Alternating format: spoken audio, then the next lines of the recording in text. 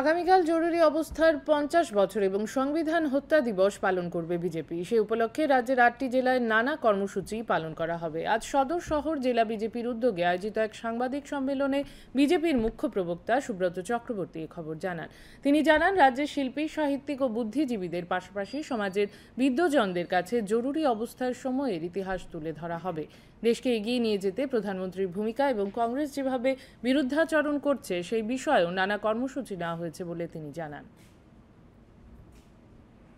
সুরক্ষার জন্য, তাদের স্বার্থ উদ্ধারের জন্য এখনো তারা 1975 সালের মানসিকতা নিয়ে চলছেন।